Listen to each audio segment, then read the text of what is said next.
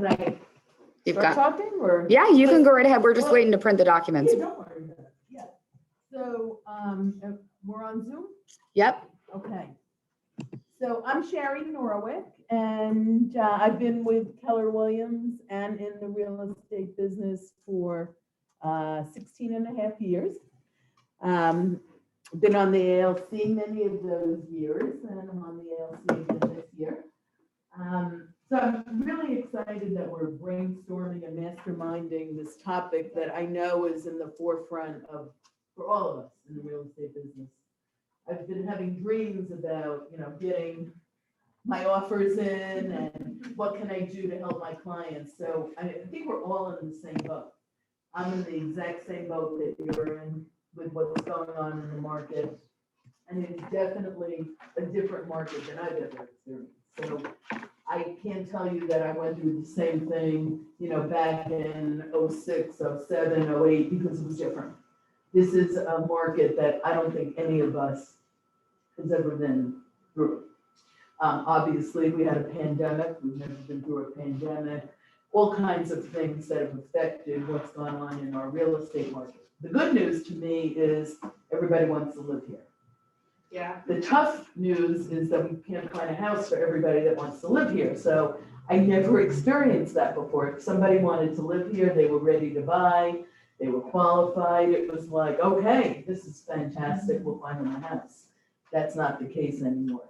So I think having this mastermind, and I think we should do something ongoing, hopefully gives us all some ideas how we can bring our clients to the front of the line and help them accomplish their goal of buying a house here. So, and I want everybody to feel free to talk. I'm not a, you're welcome to join us. So I'm not the type of person that likes to do a speech. I love interaction, and I think that's how we all, learn and help each other. And know that once we leave here, we are here to support each other as well. So always feel comfortable calling me, emailing me, texting me, and if I can help you in any way in the future, I'm always available.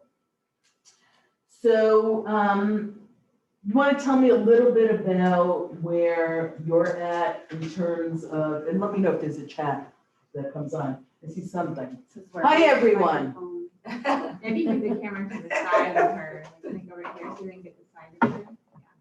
There we go. That's cool. Okay. There we go. Now you can be. So in case I have my back to you, just put something in the chat and they'll let me know. Thank you. That's amazing. Do you want to go around the room first, just introduce ourselves and give us all an idea where you're at with, let's say, a specific client right now and what you'd like to gain from coming today? How does that sound? That sounds good. Okay. Sure. I'll start. Yeah. I'm Heidi. I'm brand new to real estate and brand new to Keller Williams. So about 3 weeks, less than a month. And I had my first showing this morning, so I'm just here to listen and learn. So that's where I'm at. Excellent. I've Okay. been with Keller Williams for Your name? Andrea. For everybody? Yes, I forgot, Andrea Maxim. It's been 5 months, brand new to real estate, never done it before. I've done a few open houses, but right now, they don't come by anymore. That was Exactly. about 2 months ago that I did open houses, and I've done some showing. I'm working with 2 clients now, but they're not planning on doing anything until June, or the other one is going to be in the fall. We're looking from New York. So I have not written any contract yet. So I'm here, to learn about the situation that we're going through right now because it's all brand new. Right, and the contract part, although obviously you need to make sure you do that correctly, there's always people that can help you. If you can get the offer in and, get things going, ask for some help, and the contract part, I'm sure you go to contract classes. Oh, yeah. But we'll get that through. Don't get tied down to I can't show my clients the property because I don't know every single thing about the contracts. Yeah. Obviously. I feel more you need to be comfortable. knowledgeable. Yeah, I've taken Good. quite a few, Good. contract classes with the attorney and then here. So I feel comfortable with that. It's just, the offer situation. I haven't been in a situation like that. So, I'm trying to prepare myself. When it Perfect. comes, the time, I will know exactly how to act. Good, so we'll talk about that. Okay, hi, I'm Angela. I am new also, just like Heidi, within a month of joining real estate in Keller Williams. I am working with a couple clients and one actually wants to put in an offer today. Oh, that's So- awesome. We'll all be here to help you. Great, because I need the help. That's great. That's fantastic. My name is Gina, and I've been with Keller Williams for 2 years, but it's only part-time, hopefully full-time soon enough. What's your last name? Odawardi. Yes, I've seen you on. I was in here one time and we were having lunch. Okay, Yeah, great. So, That's yeah, great. so it's a to pleasure to play meet you. Thank I you. hear a lot of wonderful things Oh, about you. good. Yeah. And the rest they won't tell you. Yeah. And I'm from North too, I'm from Boston Oh, great, originally. Yeah, I still great. have the accent. I never would have guessed. Right? And so I have a big listing that's coming up in a couple of weeks and so I know that there's probably gonna be multiple offers and I've never been in a situation like that either. So I'm here to learn and listen and take notes and just, yeah. So you want to know a lot about being on the listing side is the listing. Well, both agent. sides Yeah, actually. no, because but I'm working that's with a good another thing. client that's coming next weekend from Boston that's Excellent, high end too and then, yeah. so, wonderful. That's awesome. Yeah. Jack, Yes, hi, welcome. thank you. My name is Jack Kelly. Actually, I've been here almost 4 years. And I'm sure I speak for a lot of agents. We've not seen an environment like this in a very, very long time. Okay? So I'm here to pick up and find out what I don't know. Sounds good. Yeah, I think we learn forever. I mean, every day I'm asking someone a question about something in real estate that I don't know the answer to, so that we never stop learning. And everybody has different strengths, and it's getting a great team together, so you have that behind you to ask the certain questions of certain people. Maybe it's an attorney, it's your broker, it's your fellow agents, you have the ALC, so that's the key. Get a great support team around you. So I'll read some of the things I wrote about that I thought we would talk about. And as we're talking, good morning. As we're talking, feel free to interject. I'm just gonna see how I can get the dialogue going. And if anybody asks anything up there, let me know. Okay, so negotiating the best offer for your clients. Basically, my philosophy is you need to be the expert. So you need to be the leader, If your clients know much more than you know, probably not a good sign. So the key is you need to be the expert, know the inventory, obviously know your clients, know what they're looking for. If they're looking in a specific neighborhood and that's the neighborhood they want, know every single thing that's going on in that neighborhood. Let's say it's a neighborhood with new construction. Find out when they're releasing those new home sites. Find out if anybody knows of any resales coming on the market. Maybe you do a blast in the office, maybe on some of the Facebook sites to agents in our marketplace, if they know anything coming up. I know there's a fine line because we have the clear cooperation and they're not allowed to give details, but do the best you can and make sure you follow the rules with a clear cooperation. Get involved with your new home salespeople. So if you have a client that only wants to live in Lorraine Lakes, everybody know where Lorraine Lakes is? Okay, so that's it's a new, I'm just gonna throw one out. It's a new community, past Lakewood National. You know where Lakewood National is? A lot of people know Lakewood National. On the 70. Up to 70. Yeah. Interesting fact about the Lorraine Lakes is they're the only other community other than Solero that has multi-generational home plans. That's great. That has what? A multi-generational home plan. So like In lots one of- section of the house is like closed off, so you can have like a separate family live there to the rest of the house. Right. Oh. Yeah, multifamily, which is not common in Lakewood, Rio. Do Yeah. you want to tell us who you are? Oh, For everybody else? Oh, I'm just Hilton. I'm brand new, so. I'm just Hilton, is that what you said? I was gonna make a different, I'm Hilton, I'm just new.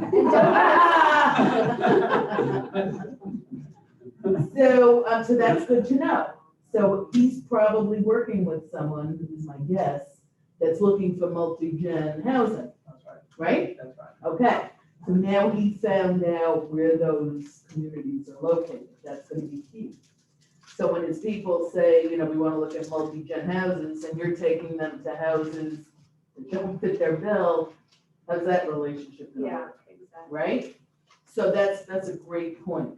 That's awesome. So yeah, really learn the floor plans, get to know your clients, get in a relationship with the new home salespeople, or find one that's gonna be your person. It's amazing how much information they'll give you, because now you're gonna be working with them when you bring your client in. They'll be your advocate. Ask them if they know of anybody looking to sell in the community. Let's say like Lorraine Lakes, they're not releasing anything right now.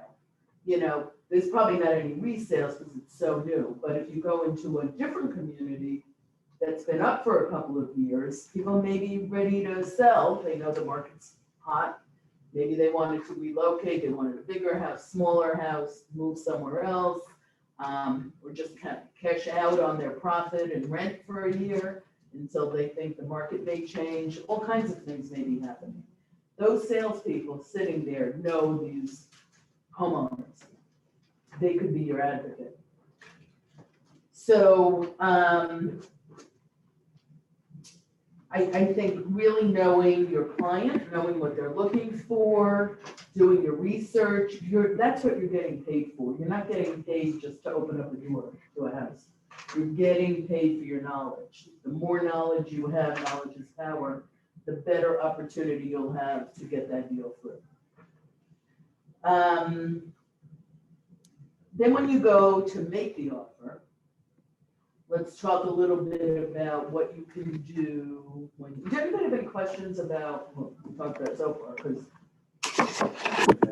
yeah, I don't think anybody wants to hear me talk for a half hour about everyone's pricing. So, chime in. Then when it's time to make the offer, okay, new construction is gonna be very specific. So the contract's not gonna be altered. When the builder does the contract, it's completely in favor of the builder. It's a builder-written contract, protects the builder. It's funny because today I was talking to my sister who's buying her first house in Florida. She lives in New York. So actually she's buying her first house because the house she lives in is the house we grew up in. Wow. So she's really buying her first house. Wow. And she asked me, what should I expect on the contract? So here it's my own sister. I said, well, just expect that everything is written to protect the builder. We'll go over everything, but you can't make any changes. It's built, it's written to, she goes like, what kind of thing? Like, for example, if, they think it's gonna be ready in August, but it's not ready until November, you can't sue them, you can't go after them, that kind of thing. I just gave her a few examples. But the thing is, so understand when it's time to write that contract. In this market, I don't think you're gonna be able to get money on the first time. So if your clients are asking you, is there anything you can do, which they will ask you, even if they see that there's nothing out there, they're gonna still ask you, oh, is there anything you could do? I said, if I get you the house, that's what I did for you. Yeah. It is such a slim pickings market. If anything, in some of these communities, that getting and winning the property is the gift. That's it. Yeah. I think some of the homes are, they're asking over what they really should because they know that they're gonna get it regardless. Yeah, well, I mean, that's the best question. That's a great You know what I question, mean? because buyers are feeling like sellers are taking advantage Right. of them. But really what sellers are doing is they're pricing based on the market they see us going into. So, I'll give you a great example. So my neighborhood, house went on the market for $740. Months ago, for first house in that neighborhood is right in that specific little part of the neighborhood to go on at that price. In the 70s. And these are all people that paid in the 5s. So it went on in the 7s and everybody's like, wow, and I started telling my neighbors, you're gonna see, we have a new benchmark now in our community. They're going to get in the 7s. Sure enough, like, okay, it was under contract. Guess who brought the buyer? Me. And I didn't do it, and I will tell you that the next house went on the market, smaller, 4 weeks later, for 20,000 more, contract, smaller house, went under contract in 1 day. So I saw what was happening. And they had multiple offers on that one, on the one I got, and they had multiple offers on the next one. The market's rising. So we can't say, you know, I mean, if you talk to the seller, obviously if you price it a ridiculous price and there are other houses that are better for less, probably not gonna get their price. You can't just dream, but if you do your research and look around, so like what this agent did, which I know what you did, you looked in the next part of the neighborhood because there was nothing on the market there, and there they're going in the 8s. So 7s was a great deal. And I'm telling you, in 6 months, there's a very good chance that the new benchmark will be close to 800. Are they selling for the listing price or they're going above the listing It price? depends. Some are selling for list. The one mine went under list. Well, to go on that question, like if it's a cash offer, obviously. it doesn't Wait to interrupt. have for Right. financing, so Right. if it doesn't, if they don't appraise, are people coming to table with cash to make That's up the one of- difference? Or That's one of the really good questions Yeah. I wanted to talk about. because it's Exactly. rising so much that 3 months ago, and they're looking at 6 months worth of comp, so you're looking at 3% a month or whatever. If it's 6 months ago, if they pull out of the comp, that's 50,000. I personally, I can't tell you what the appraiser uses, but Yeah. I don't use 6 months anymore. Yeah, It's It's not, yeah. obsolete. yeah. So if you look at the current pendings, which will be the newest comps, that's your best Okay. indication, my opinion of what's going on. Current In the pending neighborhood. versus sold. Okay. Yes, the pendings are the best. And if it's a recent sold, that's good, but what if it's been under contract for 2 months? Yeah. For the recent pendings, there's no way for us to see what the, It's gonna sell for? right. Not unless you have an Talk to agent the that agent. tells you. Yeah, And what I've done, if I really need to know, because I Yeah. really need to use that comp, I've called the agent. If it's an agent I know, then I usually get more information from them. They're not supposed to tell you the number, but I'll say, did you get close to list price or did you get over list price? They usually give you the answer to those questions. Okay. Don't ask for the number. yeah. So it's listed at 700. Did you get close to 700? And they'll usually tell you, yeah, we got over. Okay. Great. I was just curious, where did that people go to that sold the house in the neighborhood? You're going to another city in Florida. So they went to another city. The reason why I'm asking is because a lot of the prices are rising. So I have a potential customer who lives in our neighborhood. You know, let's say the house was worth 500 and let's say they can get 550. But I mean, they're gonna struggle to get the same in Yeah, so that they- price range now. So like I said to them, you know, they've got a different setup because they're trying to hardship their kid into the existing school, the younger kid. And I said to them, that's first price, try and get your kid in because then you can just stay, you know, because they're friends and I don't want to be a pushy sales guy, like that's first price, try and just hardship the kid in Right. first into the school because that makes sense longer. I know they're going to sell eventually, you know, in the next Yes. 5 years. But for them to get the same house and the same setup that they have now is going to be very tough because they said they want to move to Central Park, which is closer to the school they wanted.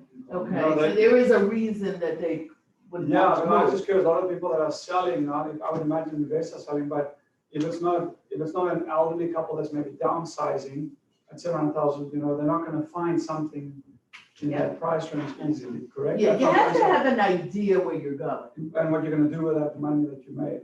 Right, I Because you're gonna mean, be paying for it on the other end. Yeah. Right. because Where you you possibly and that's might- the problem. That's why people aren't selling. Are you That's able right. to put them in a lease in between, so if the timing doesn't work out, are you working with agents at apartments, or what are you doing when you find Oh, those people if in that somebody needs a situation? rental, If they yeah, need, you know, they're building a house and Great And so are question. you bridging that for them, helping them do that, or? So, I get the whole picture for Yeah. my clients Yeah. before, before we list, I find out where they're going. Yeah.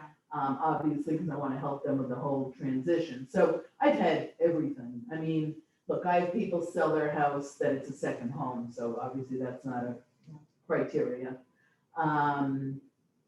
The people that are buying in my neighborhood are actually gonna rent out the house for a year, because they live overseas, they can't even come here right now. So we're gonna rent it, I'm gonna rent it for them. Okay. So I will do that for my clients. I'm not a rental agent, Yeah. but I will do it for my clients. I own rental properties and I've rented properties for clients. I have one client who bought 4 in one community in Lakewood Ranch, Wow. and I've gotten tenants for him for every single one. Yeah, so, but I wouldn't say get into the rental arena. It's a totally different arena. Okay. It's not a moneymaker. Yeah. Unless you're doing it for many, many clients. I do it just as an add-on, so as a service. And you can do that with your license? Yes, Okay. yes, you can. Okay. But really understand what you're doing, and I will tell you, I know we're going off the topic a little bit, but it is an important part, because where they're going is gonna make all the difference in the world. They have no place to go, and they make $150,000 in profit, but they can't buy a house. Well, is that the right thing Right. for them? So, yeah, that's what's holding a lot of people back.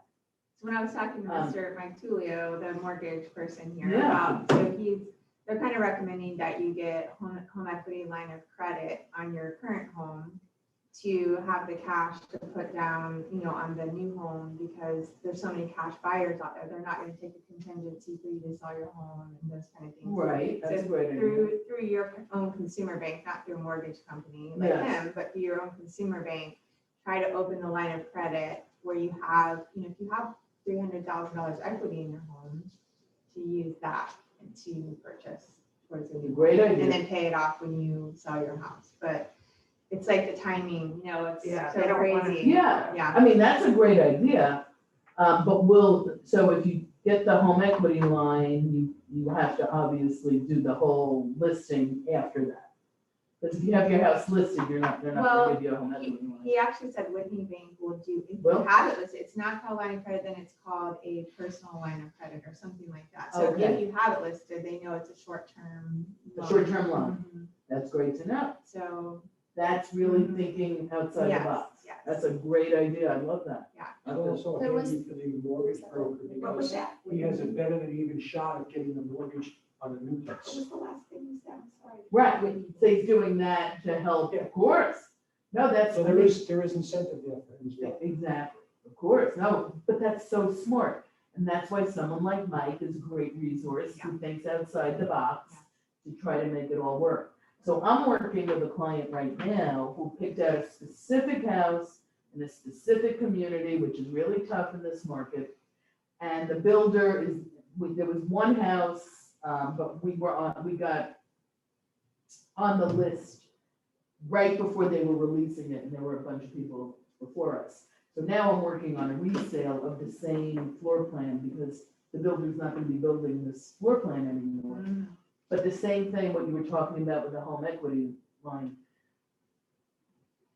We want him to have more cash, because he may have to go a little higher than he's approved for. Because it's a second home, and he's keeping the first home. So actually, the other thing that was proposed was, in his case, refinance his current home so that he has a lower monthly payment and he'll qualify for a higher. Lower debt ratio. Correct, right. So just thinking about any way to make it all work, but becoming a cash buyer is huge. Sure. Is really huge. And I would highly recommend when you get the mortgage approval, get them through underwriting. Get them where their approval letter is as solid as cash. Don't get a flimsy pre-qual letter. Get a full-blown underwritten loan approval letter. How do you get that? What do you say? Just, You talk to a great mortgage person and, do you have a name of, I'll get them from you after. yeah, and we have Okay, two here Okay, who are both very, very good. So you can start with those two, and yes. Use Mike and Scott? Mike and Scott are one company, And Mike Julio, right here in this- is another company, Is that country? Countrywide, Countrywide. yeah. So you use Cross Van Dyke, country, you use Van actually. Dyke Cross too? country. I've used Van Dyke many times, so I have a little arsenal of, about 3, depending on the situation. Like I had somebody who was a huge jumbo situation, and it wouldn't have worked for these lenders, but it worked for, like a portfolio lender. So they ended up with Sable Palm. And I know that she does these high will loans. So it really just depends on, who you're working with. Now, with new construction, the way it was, but I know right now it's changing a bit, is you needed, not needed, but for the most part, a lot of people were going to the builder's lender because they were given crazy incentives, Yeah. like 10,000, 7,500. Well, I mean, the last time I was in to see one of the builders, they said, we don't care who you use. I love that because they also don't need to give incentives to sell their homes because people are lining up to buy their homes. And, so they're not making that a criteria. So that's great for you and for your client, so you can use the lender of choice, know that they're ready to go. And, the lender who does all the work on your client's behalf doesn't lose the deal because they're throwing out, a big incentive to the buyer. So to me, I like it better. Then you get to choose. Yeah. So those are great points, great. I'm really glad you brought that up. I'm glad, all these are great questions. I'm learning a lot today. Another Thank quick you. one, and this is Yeah. crazy, I just heard my friend bought a second property, but there's COVID loans right now from your 401k that Okay, they're letting you take out a loan for whatever you want. And then you have like 5 years to pay it back. So say you needed a down payment and it's no interest or anything, but you can borrow from your 401k because they just bought a second property last month and they did it.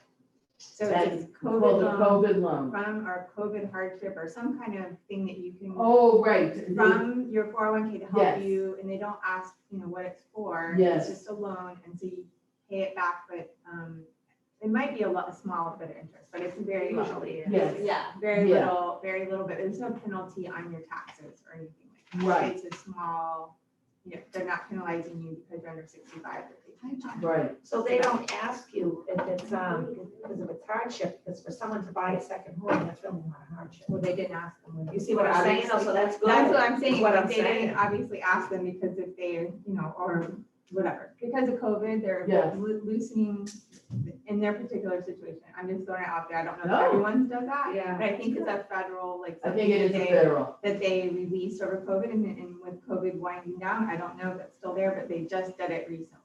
So that's really new. Yes, So that's something maybe. That's something to think about. Yeah. I also think if you can, not everybody can, but I think if you can today, put that money away, let's say that couple, they made 150, 200,000, let's say you can make a loan, and you can keep that cash for the next 2-3 years. It might come in handy because this all has to plateau out Oh, at some sure, yeah. stage. Sure. And once it plateaus, the prices will drop again, and then there'll be some great deals. Yeah. And if you have cash, then you'll be able to like buy There 2 or you 3 or 4 properties. Yeah. Because that's usually how it cycles, like it cycles like that. I just noticed that comment about Too close to the mic. the noise, so I don't know what that is. I don't know if the volume needs to be adjusted. Oh, maybe. How's the volume now? Where is the microphone? I think it's right there. Isn't that it? Yeah. Or is that the camera? I think it's someone might, they're No, it's all the mic. muted. It's the mic. Yeah, I don't need a mic. So no, that's all good stuff. Hopefully, we'll see what they say. Okay, so, I think the main thing on resales, and of course, new home sales, but we talked about that already. Get into a relationship with the listing agent. So if you find a property that your client is going to make an offer on, call the listing agent right away. Let them know. Find out what's going on with that property. Don't send in an offer 10,000 below, if they say, you know, we've gotten multiple offers today and we have offers above list, and use that knowledge when Can you working say on when your you're offer. talking to them, can you say like, oh, well, is it, you can ask that question, right? Absolutely, I ask Yeah, a ton you of can ask questions. that question. They don't have to answer everything, depending on what their seller has instructed them to say, but it would probably be in the best interest of the seller to say, yeah, let them know we have multiple offers and we have offers above list. Why not say that? But I can't tell you what Right, each seller says, but yeah, okay, ask away. There's Okay. nothing, you're not doing anything wrong. You're just trying to help your client. exactly. Very so, yeah, if they say cash offer, they mean buying it outright cash, boom, there we go. So cash, or can the cash offer also be, let's say it's 300,000, we got 200,000 cash and we're gonna want Yes, 200,000. that's so, I'm so happy you said that. So what do they That's on my always, list. yeah, how do they always classify? Because I get a little bit lost with that. Okay, so there's two boxes to check. So one is cash or financing, and it should be on your contract if you go to.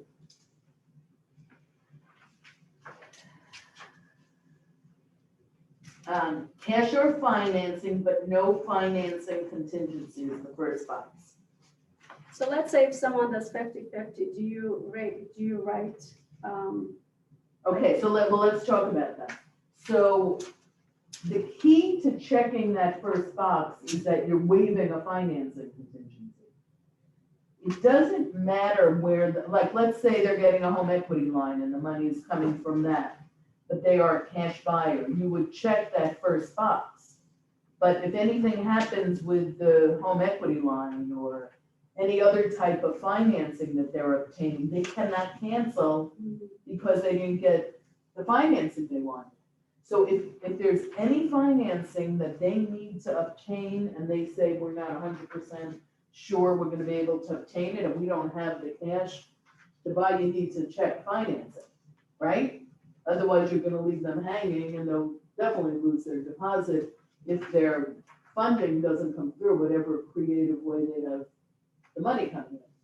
So for the seller, I don't think the seller cares where the money's coming from. They just care They're that still getting paid. they're getting paid at closing and that there's no risk to them that you're gonna get out with a financing contingency. So if it doesn't appraise or they can't obtain the financing, of course, the seller wants to sell, but you're gonna lose the deposit. And you could legally be on the hook to buy the house, but, you know, I haven't seen that happen in my time where they had to figure out a way to buy, but it does say that in the contract, you're on the hook for the house. So be careful which box you check. Obviously, people want cash buyers these days, right? And as a cash buyer, they're probably gonna ask you for some type of proof of funds. So you're gonna have to submit give them some kind of letter from financial institutions that they have the money to close. In the end, if the money doesn't all come from that source or the letter, and it came from another source at the end, the sellers aren't gonna care as long as the money's there, and you showed them that you have the money to close.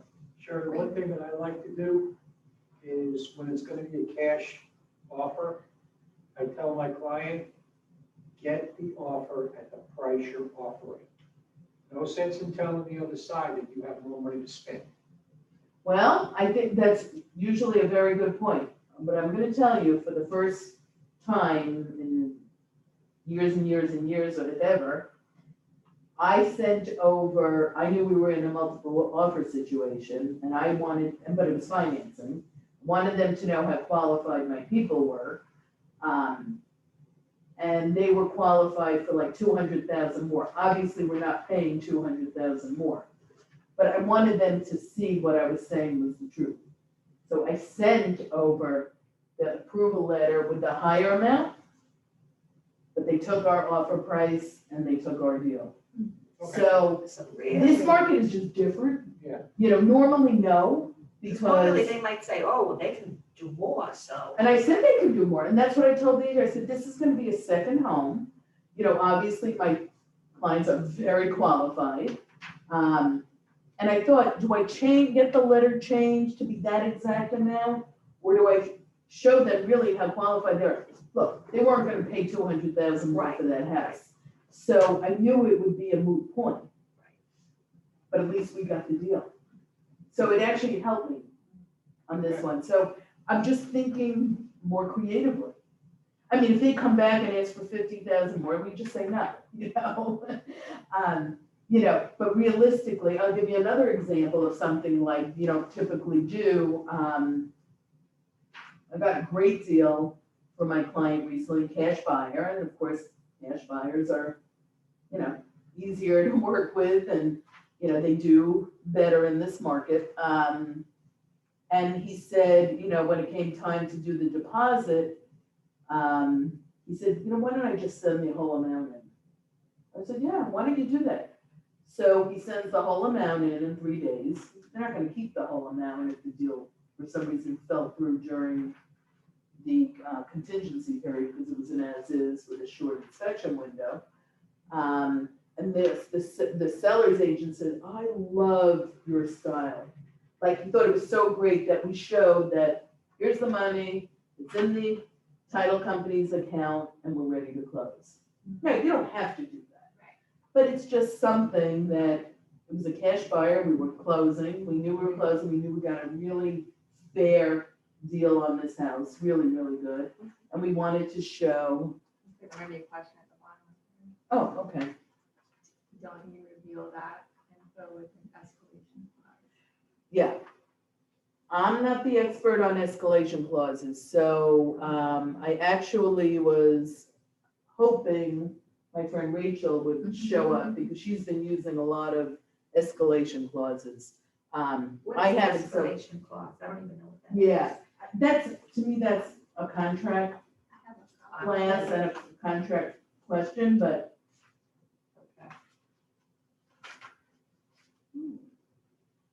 Because Scott I would just said rather- that to us. I think Yeah, he's yeah. the, I haven't used them, so I'm not the expert to answer that question. I think he was That's a saying really that you good have, This is what it looks like. Scott sent it to all of us, I think, in an email, I believe. So I printed and had it in my green folder with all the contracts. Yeah, that's a really good broker question. like, ask for the best and final offer. Like, if there's. Well, 10 or there's 12 give us multiple that. offers. They will put in the MLS, multiple offers, highest and best due by, and a certain date. But that's different. So, yeah, I'm not gonna get into that, because I'm not the expert and I don't wanna talk about something I'm not really. I guess my Set. point is that somebody brought up the point that you don't want to let the seller know that you're willing to pay so much more than the listing price. But when there, again, when there's an escalation clause, you usually write in that you're going to go, $1,000 more than the next highest price up to a certain point, right? Like I said, I've never used an escalation clause, so the price we offer on the contract is the price we're willing to go to. Okay. So I think escalation clauses would be a really good topic for Scott to talk about, but I'm not the expert, so I don't want to answer a question and not have the right answer for you, Frank. But it's a great question. Thank you. So we'll bring that one up to Scott to talk about. I haven't used them. I haven't used escalation clauses, so I'm sure I will down the road, but I haven't as of now, so my answer is not gonna help you. Yeah. Sorry. Okay, so what were we talking about? We were talking a little bit about what you With the, revealed to yeah, the on other the side. letter, yes. I think you have to know what situation you're in. If you're, again, if you're in a multiple offer situation, find out as much as you can from the listing agent. That is key. And then find out what the seller's motivation is. Where are they going? Maybe some sellers want longer closing dates. like this one in my neighborhood, their new house isn't gonna be ready for a few months. They asked if we could do a 60-day close. My people were fine with that. You know, they would do a 90-day close. And maybe even if they weren't fine with it, but they knew it was gonna be a criteria for getting the house, they'd figure out how to be fine with it. So find out as much as you can about the seller, what their plans are, and work together with the listing agent to help your clients get the home. So your knowledge about the seller is gonna be power with your offer. Anybody else have anything to add to that? Is that what you do, Jack? You get to know the other side. Absolutely, as much information as you can. But I tend to lean towards conservative and cautious. So I understand what you're saying as far as what we're going to reveal to the other side. But at the same time, I want to protect my client. So I would probably advise them to, put in what you're going to offer. All right, show them that you have those funds, maybe a little bit more. Okay. Escalation clauses, I know a little bit about them. It seems like a good way to go, but like everything else in real estate law, there's a possibility it can come back and bite you. Okay. Yeah, So I tend to stay away from them, particularly because I'm not an expert on it. I'm with you there. So, yeah, I don't want to get too involved in all the intricacies of contracts because you have people that are experts. You have Steve Greenberg, who was just here. You have our broker, Scott Nold. They're the contract gurus. This is more for us to brainstorm on negotiating a great offer and what things will help. But I think people are going to be using escalation clauses, so I think it's really an important topic. I would say when you're doing the contract, find out what things you can do to bring your offer to the top. For example, shorter inspection windows. But when you do a shorter inspection window, I'm going to tell you, just like everybody else, everybody is super busy and booked. Make sure you're going to get an inspection done within the window, or you're going to have a more serious problem. So if you want to do a 10-day inspection, that day that you're submitting the offer, if you have a really good feeling that you're going to get the contract, or even if you think there's a 60% chance, call the one of the home inspector. inspectors, get on their schedule. You can always cancel, there's no charge. Right? Right. So that you get the accepted offer, you already have a date that's within that 10 days that you propose on the contract. And you don't call an inspector and they say, well, we're booked out 15 days. I mean, for the last two companies I called, just to see if I could move up, and I had an inspection on the books, but I thought, and I'm within the inspection period, but maybe I can move it up in a couple of days. I called another company, they were booked out. So I'm glad I went with, the first company and got on the books right away. And we're doing the inspection within the inspection Keep period. in They're all mind, booked. you need to have a little bit of time after the inspection to get the report back. Yep, If you you won't have get the it till the report next done- day. If you have the inspection done on the last day of the inspection period, and it doesn't come back till the day after, Usually who's on you? Yeah, Okay? good point. Yeah. Also the contract cost I went to said that inspection period is tied to the lien search. Yeah. So he said, it's kind of tough sometimes because they have to do the lien search with the county and it's the same time period. So 2 weeks, like working with county employees, the government employees, they're in no rush to do your lien search. And so with the title company and all that, so he said, but in this market, they're doing short inspection periods, right? So that's like Yeah, that's how you win a contract, but Right. sometimes the lien search might not come back. That was the impression that I got to the last contract class. He mentioned that 10 days is usually not enough for the lien search. So how do you do, I mean, I know we have 15 days, but I mean, can we go 12 days maybe? Just yeah, to I've get done some- 12. I've done 10, I've done 8, I've done 7, depending on, I mean, if I know that, let's say I know 2 days before we put the offer in that we're going for this house. Let's just say, I mean, that's not typical, but I'll book it that day. And, you know, the 2 days before. And if I know I can get on in 4 or 5 days, I may do a 7, 8 day inspection period. But I wouldn't do it unless you knew for sure you can get a home inspection company in. Yeah. And, you know, you probably need 3 companies in your arsenal. Don't have 1, have 3, and go with number 1, and make sure you can get on the books. If you can't, go to number 2. If you can't, go to number 3. What was I gonna say? Isn't the lien search usually done by the title company? Yeah, I don't know, so an inspector told you that No, they, the contract, the lawyer that was Yeah, here. oh, that's the he- title Yeah. company. He says that the inspection period that you put in the contract is tied to the lien search, so it's the same time frame. And so when you shorten the inspection period, he, as an attorney, only has that amount of days to do the lien search. Yeah, if you're gonna cancel because something comes up on the title, and that's your only opportunity to cancel, that would make sense. Okay. You see what I'm saying? No.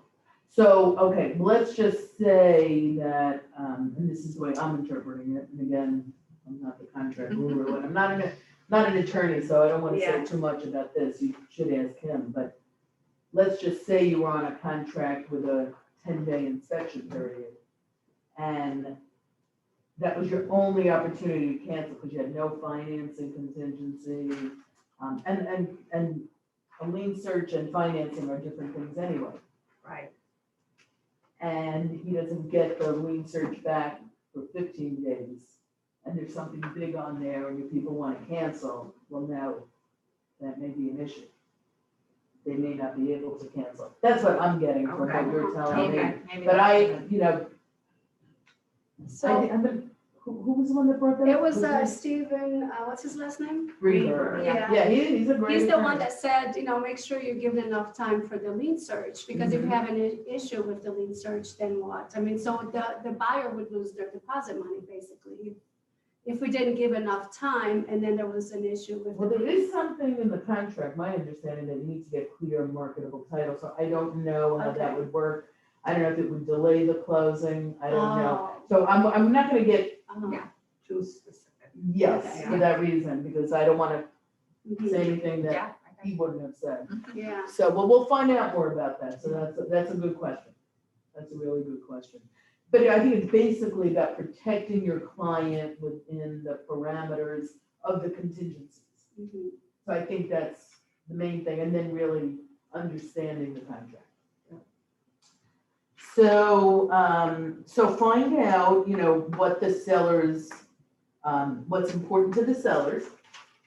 And if they want a short closing and you can close in 30 days, do it. If they want a really quick closing, you're the cash buyer, and you can close in 3 weeks, do it, right?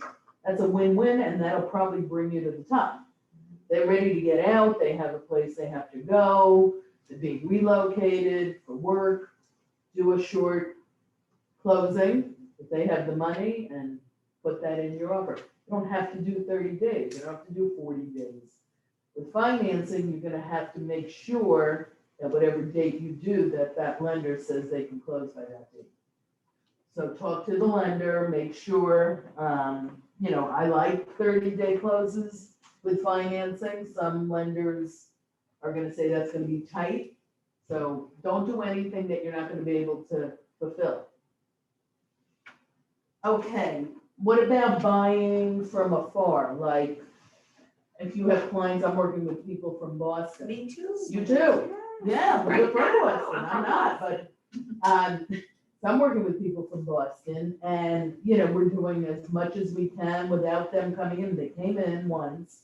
How are you doing that, Sherry? Because Yeah. my people aren't coming until next weekend, so everything that they send me or vice versa, it's like, are they gonna put in an offer, sight unseen, you know? Some people will, I have sold many, many properties. Just by Sight you unseen. going, because I've been going and looking at these properties, I was in Port Charlotte last night. To FaceTime while you're in You like to Yeah. get FaceTime. Well, I mean, there's so much you can see online, obviously, the pictures, then anything that they have an interest in, talk to the agent now, find out what's going on. If she tells you there's an offer coming in today and it looks really good, before you run to Port Charlotte, I would see if that property is gonna be available. I mean, if your clients are only gonna buy once they get here and see something, you may be spinning your wheels I going know. to look at properties that won't be here in 3 weeks. Right. Right? Right, So I don't do that. I mean, personally, I don't drive, I may drive to look at a community. that's what I do too. But I'm not gonna drive an hour away for a property that looks like it's gonna go in a day, and my people aren't doing anything till they get here. Right. So we do the preliminary. If that's the case, and they say, well, no, we have to get there first, and then we wanna look, we get an idea of what they like. Send them listings, you can set them up on an auto search. Yes, I did that. You did Yeah. that, they tell you they like this, you get an idea what they like, you talk to the agent. Now, if it's here in 2 weeks, you wanna go before they get here, go 2 days before they get here. I don't think I'd go 3 weeks before, because it'll be a totally different I market know. in 3 weeks. I know. And that's Yeah. just spinning your wheels, and you don't get paid for your time, you get paid for your knowledge.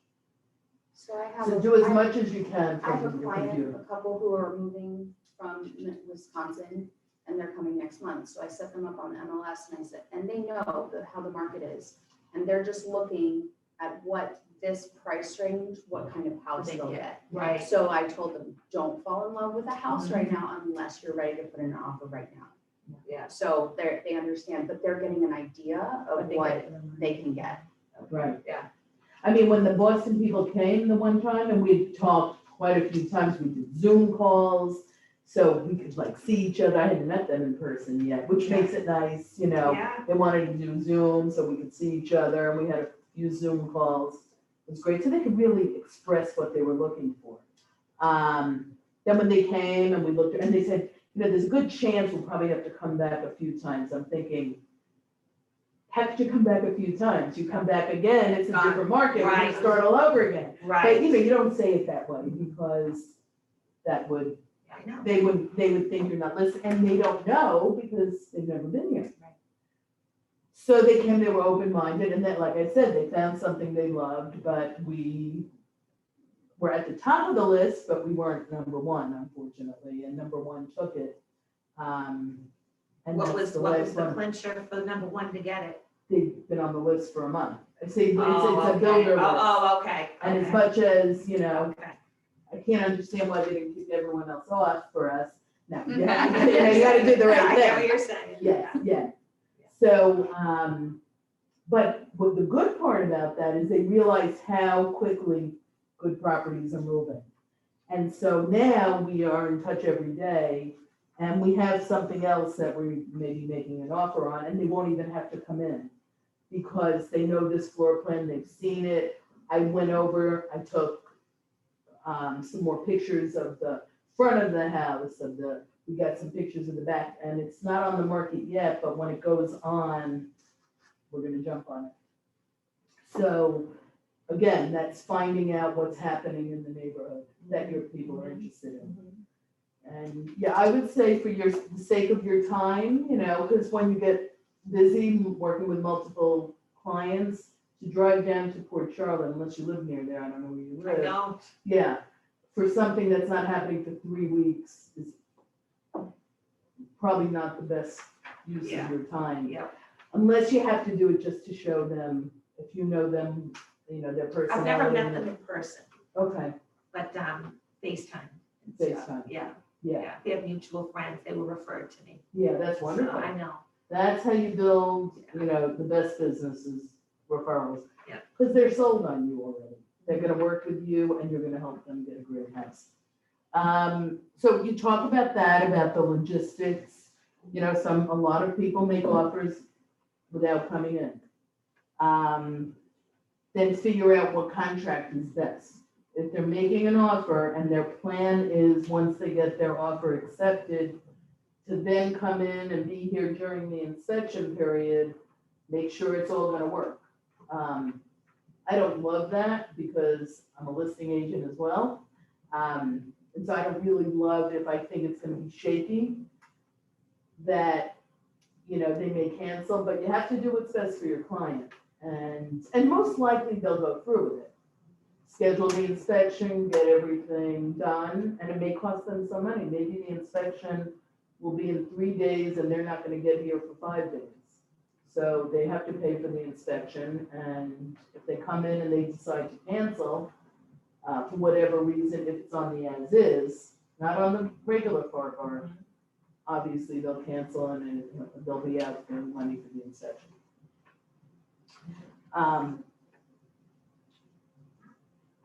What other things? If you're using the regular contract and you think a lower repair limit will be advantageous to getting your offer to the top, look at that. Don't look for, $5,000 in repairs if you're gonna be in a multiple offer situation, unless it's a, $1 million plus house. But I would say for a $300,000-400,000 house, that's probably gonna be a no-no, unless your offer is so great in every other area. So look at the whole picture. We'll talk more about that in a contracts class, and we can look at that, on our own. But to me, it's the whole package. I see listing agents, and myself included, they may take an offer that's $1,000 less than another offer because the financing works, or it's a cash buyer, it's a short inspection period, it's a short closing date, but it's $1,000 less or $3,000 less. And the financing one has a 45-day close, and they're only putting 5% down, and they want a 15-day inspection period. And, all those things matter, because the thing is, the seller wants a solid deal that's gonna close with the least amount out-of-pocket expense to them. So put yourself on the other side and don't ask for all kinds of extra things unless you're willing not to get the deal, or that's so important to your buyers, they won't buy the house unless they get this, and this. Somebody brought up appraisals. That's a really good thing to bring up these days, because we are definitely seeing prices that are in the market that we're going into. And they always talk about a really good listing agent does not price in today's market. They price into the market you're going into. So I don't know if that's a bold thing. I don't know where I got that, but I've heard, and I've used that many, many times. And on the other side too, if you're going in a declining market, don't price it what they're getting today if you see prices going down. Right. You're not experiencing that now, but you will at some point, I promise. I've been through all the different markets, when you're doing this for 16 and a half years. I did 40 short sales one year, and now I'm struggling to get offers in at $100,000 over a price that it was 3 months ago. You know what I'm saying? Yeah. It's a crazy market, but that's the real estate market. So just understand what market you're in and what market you're going into. I mean, my thought, I'm not an economist, is it's not going down. Oh, perfect timing. Hang on. We're gonna need you. You're gonna be the star. You're gonna be the star guest in about 5 minutes. We're still in a rising market. So when you're listing a property or you're going after a property and your buyer, let's just say your buyer says, well, look at this one sold a few months ago for this price. You can't go by that price. You have to go by the market we're going into. And the right price is the price a seller is willing to sell for and a buyer is willing to pay. That's the right price. Sherry, what's the right price?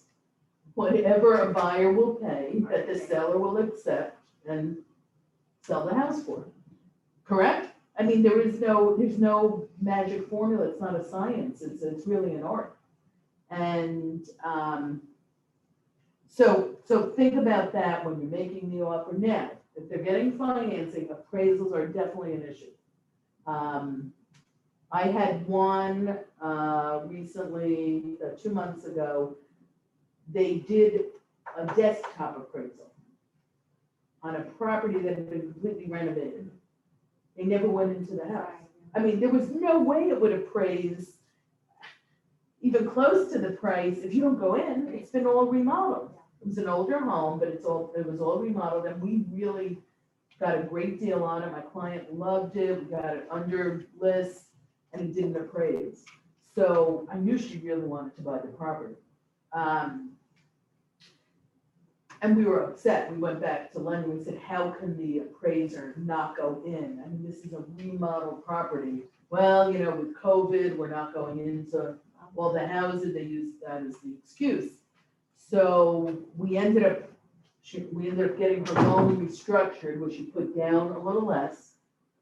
I got the seller to give her a $3,000 credit because I said, do you want to start all over with another buyer?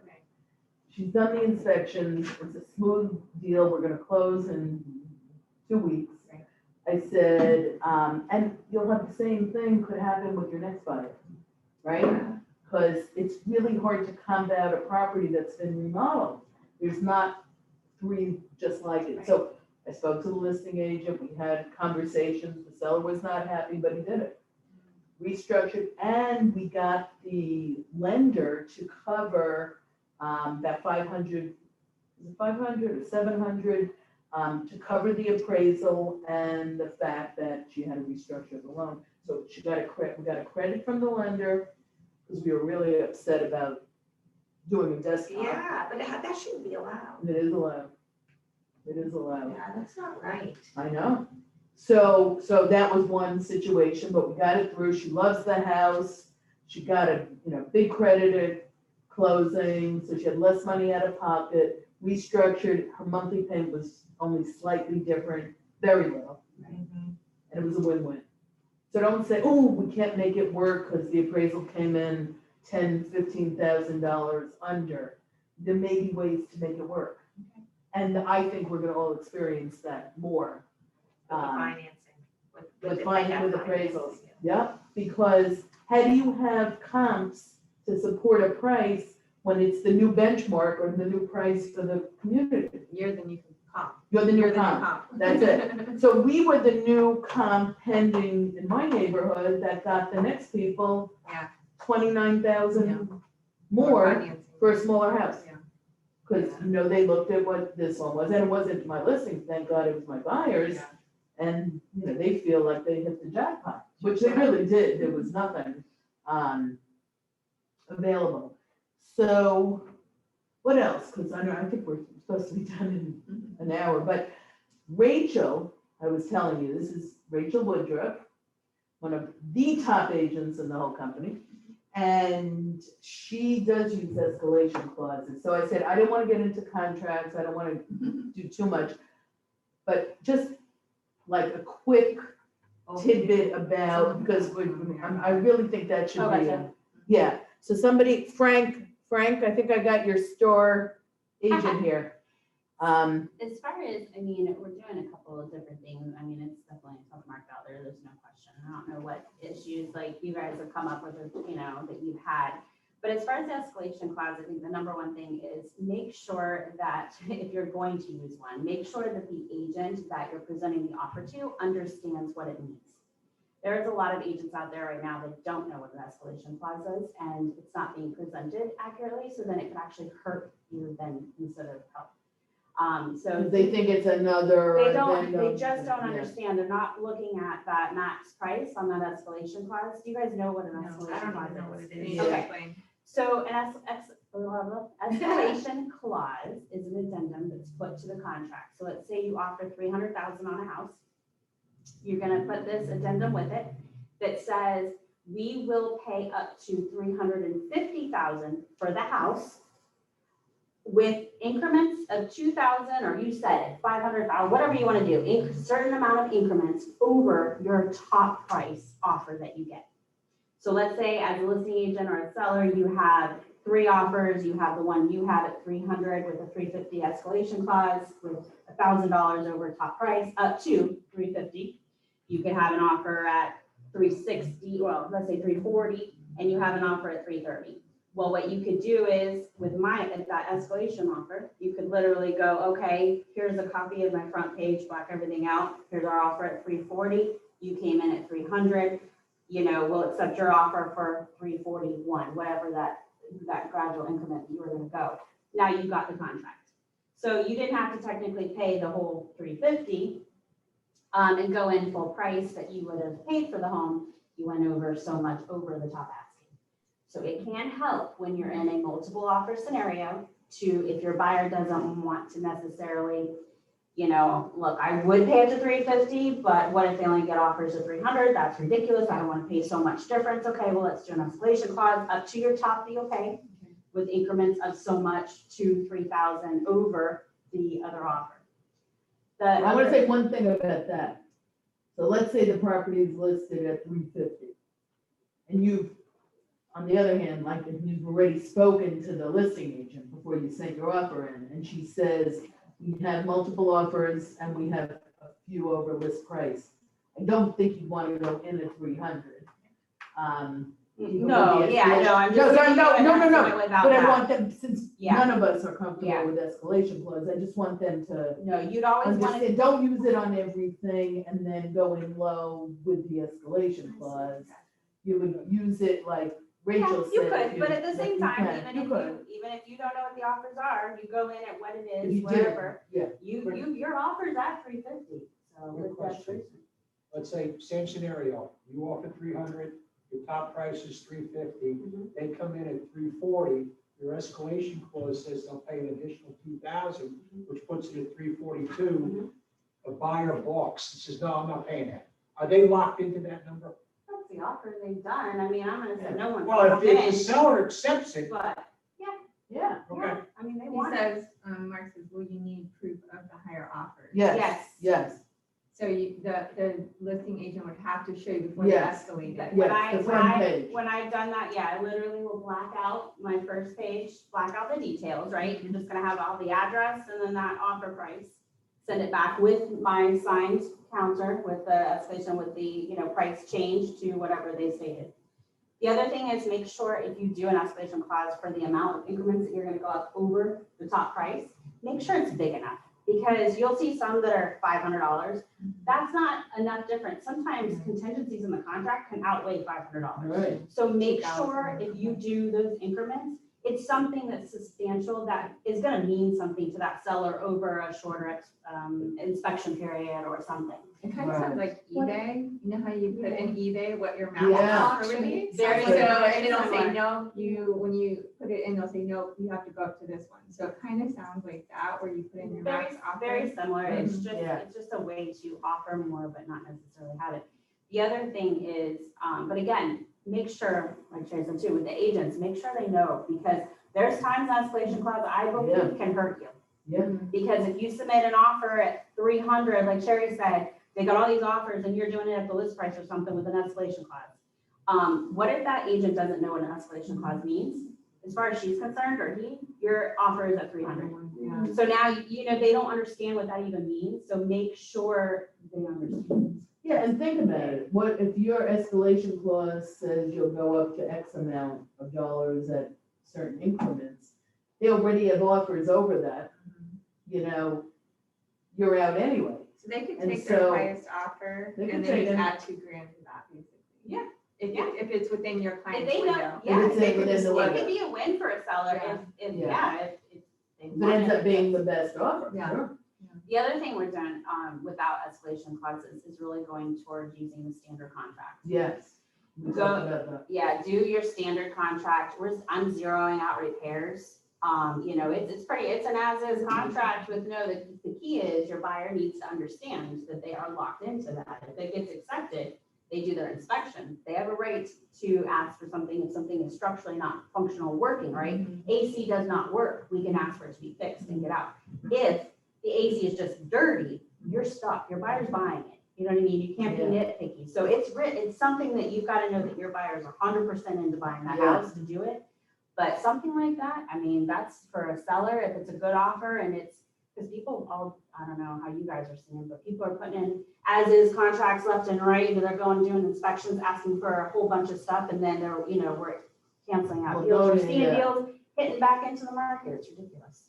So that's how basically you're winning the It's by the that offer contract then just by alone. Yeah. I just did a regular contract on a property for my clients that they never came to see. Literally, but they want a certain condo community on Longboat Key. The property came up, spoke to the agent. The problem is they're not cash, they're financing. We made a great offer. The price was great over list. You know, the repair limits was minimal. Like she said, I said, what would your sellers like for the repair limits? She goes, oh, I think anything under 1,000. I said, how about 750? Oh, that's great. And I thought, my people will find me that. Yeah. I thought, let's make it even better. So, you know, they'll really fall in love with our offer. And unfortunately, it was just about to go to us. Someone came in with a cash offer, same day, same price, cash. There is a question on that. Day one. So let's say you got a buyer from Boston that comes in, you know, you prep some places like there's like 6, 7 houses left, 6 or whatever condos, and you're busy showing in one of these condos. How are you? Are you prepped with an offer like already paper-wise, electronic-wise? What, like, let's say you stop at house number 3, it's like, I want this. And you're still in your car and you're like, whatever, 30 miles away from home. What do you From a do? computer, And you I look mean, at- I and you call still- the listing agent and I tell them it's. I bring a contract. Yeah, but You will never but- find me on yeah. an appointment without a contract. the reason I'm asking is because on Showtime, you can a lot of times see like that it's booked up. And you So just you fill can it out see the with house is handwritten? very popular. Mhm. So, you know, would you have like a contract already, like, is it worthwhile having contract done to a certain extent? So or blank not? one, if you A have your blank one, you should information, fill if it you're out. a blank one, you can fill it out sitting right there. I mean, you can go sit at a Starbucks and do it on your computer. Yeah. You don't have to come back, all the way But- back to the office if you're not close, but whatever. I mean, Remember too, you can get it there quickly, calling the listing agent is your best thing, get That's hold of it. them, which is gonna be tough right now, because they're swamped with 800 calls when they get a listing. Yeah. However, getting the information from them is gonna be your best, because you're, more than likely, they're gonna call for highest and best day, so you don't need to run around with your head chopped off trying to hustle, you know what I mean? It's gonna be like, Just- you're gonna have like. 2 Just make days sure you have the yeah. opportunity to get it in. Get in touch with them one way or the other. Send them an email, send them a text, call them. They don't answer the phone, don't stop with the phone call. Get up, text Text them. them, yeah, they Yes. answer texts It's more. amazing how much I negotiate through text. It's crazy. I know in this market, I mean, you know, they're gonna say, oh, well, we've gotten many offers over asking. And it's probably true, but do you think that they could be fibbing too, wanting, you know what I'm saying? So You how do know, you just, Usually you have a gut on it. Well, if you have an idea what the property's worth, you usually know if they're telling you the truth. Yes and no. I mean, I'll tell you, there's some that are going for, one went like 100,000 over. We just lost one. Our offer was on a standard 0 inspection period. We had a 60-day post-occupancy agreement free of charge to the seller and 30,000 over who lost it. I mean, it's crazy out there. So, I mean, right now I'm gonna tell you, yeah, I believe everything everyone says. yeah, You just, I mean, it's no longer, like she said, it's no longer what the house is worth. What are you going to pay for it? yeah, And that's where you go. yeah. There's no longer, I mean, you can look at comps for them and see kind of, okay, look, if you pay 30 over, where things are active and pending, as these things close, look, you're gonna be falling in line where you should be. It's not a tremendous amount over. You know, you're just gonna be in the realm of setting those new comps for that neighborhood, you know, within that reason. I was parked at the traffic light on 64th last Friday, next to the Wawa heading east. And I couldn't take a picture quick enough, but I had New York, Texas, Yeah. Wisconsin, And Pennsylvania, like and California. Michigan behind me. California. And I was like, It's crazy. and I wanted to try and panorama It's that, crazy. but I mean, I've I'm never- not sure what's happening in these northern US cities that people are flocking down. Oh, They don't have our governor. But Yeah, they- yeah, they're exactly. flocking. So They're I not think, us. I think the key on this one is, you know, like, we all talked about, obviously you want to get the contract over quickly, but get in touch with the listing agent right away. Right away. Because if You they're need in to the know the process of accepting another offer, you need to let them know it's coming. You need to make sure that they wait for yours to come in and then do it any way you can. And what's Make the right on. win, like you talked about, what's the win for the seller? That's right. You need to talk to that agent before you Yes. present that offer, because it could be a long close, it could be zero inspection, Yes. it could be, you need to know what it is they're looking for to Yes. set you up for a win. So in the situation that you write the contract on the spot, do you just scan that and send it to the agent? Is that how you do it? Like, just send it electronically? Well, how you getting it to the listing agent? Yeah, It's how on do you get it paper. to the That's what she listing? said. I have a scan on my. Okay. Oh, you have a on my scan? phone. That's If what I you- have to do that, yes, that's the route You I'm can gonna go. scan from your notes app. by the Yeah. way. So you don't give it to them like in, like in person? They're probably not there. Okay. They're probably not there. That's what I'm wondering. So How do you take the contract and you use your phone with the scan. What's the name of the app? It's just a I note. have a scanning app on my phone. You can do it through, like she said, the notes app, but my scan app is. I use my tiny scanner, I think, which works pretty well Oh, too. just a second. Terrible at knowing. And I wanted to ask you. when you CAM scanner. What is it? CAM, Buy. CAM, Do you always scanner. ask for the It's appraisal? CS to with have like the a house black appraised? box with green. Not on it. anymore. So if you overpay, I mean, it's just because they're willing to. What is it? Yes, I mean, you have to Like explain to they them don't care about the that, inspection you at all. know, you want We this can have- house. we can have You know, it, there but may it's not really be fair 3 or comps something. You're buying today it as that is, support truly this buying price, it but as this is is the with your own price. zero. Like you'll know what's wrong with it, but you're not paying. So they But just there's go no on trouble. There's something Yeah, drastic. it wrong all with depends that, on the they agree to situation. zero. If they're not looking That to, I probably mean, is a they lot. won't be able to People sell don't it tomorrow say that. probably for what they It's paid, great, you know, like, but that's what I'm doing with you my know, Boston it folks. depends Yeah, on I'm their looking at the motivations, Yeah. and what You their never know the inside situation is. guts, but. I think, With condos, that's a little. I think better. we're good. The association. Anybody have any questions on Zoom? Thank you guys. Any No, questions thank you for very much. Rachel? The scanner is. Thank you CAM. for participating, appreciate it. What is the name of this, the scan again? CAM. CAM, CAM. Okay. Scanner. I met your lovely daughter yesterday. Oh. See how we shut this off. Go out of Zoom. Well, thank you. Rachel, do you have a few minutes? Yeah. To go over, putting in a contract